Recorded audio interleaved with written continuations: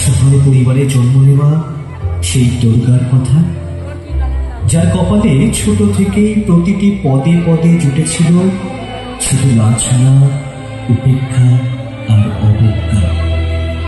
একটা সময় যার স্বপ্ন ছিল চার দেওয়ালের মধ্যে গৃহবন্দী, কিন্তু মননে সেই দুর্গা ছিল নিজ লক্ষ্যে অবিচল। সেই সুদূর অতীতকাল থেকেই দুর্গার মতোই শত সহস্র নারীর জীবন শুধুমাত্র সমাজ সংস্কৃতিতে নয়, সাহিত্যের পাতায় খুব সাবলীল একটি চরিত্র। স্রোতের সাথে সাথে সমাজ যেভাবে বদলেছে, কিন্তু মধ্যকাল পেরিয়ে গেলেও দুর্গার মতো এইসব নারীদের জীবন কোনো পরিবর্তন সাধন হয়নি। নারীদের জীবন হয়ে উঠেছে আরো বেশি দুর্বিষহ, বিভীষিকাময়।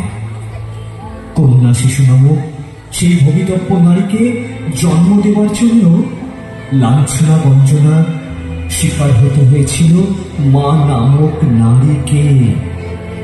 এক অর্থে অঙ্কুর থেকে পরিপূর্ণ নারী রূপে প্রস্ফুটিত হওয়াটাই সেই নারী সত্তার জন্য ছিল এক স্পর্ধা, আর এই স্পর্ধাই নিজ লক্ষ্যে উপনীত করেছিল এই দুর্গা।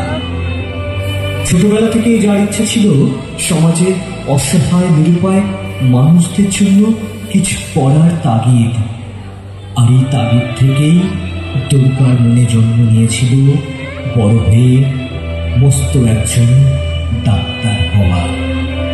মেয়ের স্বপ্নকে বাস্তবে রূপ দেওয়ার জন্য বাবা মা নিজেদের সর্বস্ব খুইয়ে ভবিষ্যতে দুর্গাকে স্বাবলম্বী করার প্রচেষ্টা শুরু করেন। দুর্গা বরাবরই পড়াশোনায় বেশ ভালো, মেধাবী ছাত্রী। অতঃপর ভাগ্যের সহায় ডাক্তারি পড়ার সুযোগটাও আসে জীবনে। MBBS পড়া শেষ করে স্নাতকোত্তর পাঠ নিচ্ছিল দুর্গা, কিন্তু তখনও স্বপ্নের দুনিয়ায় ওরা ছিল আরো অনেকটাই বাকি। স্বপ্ন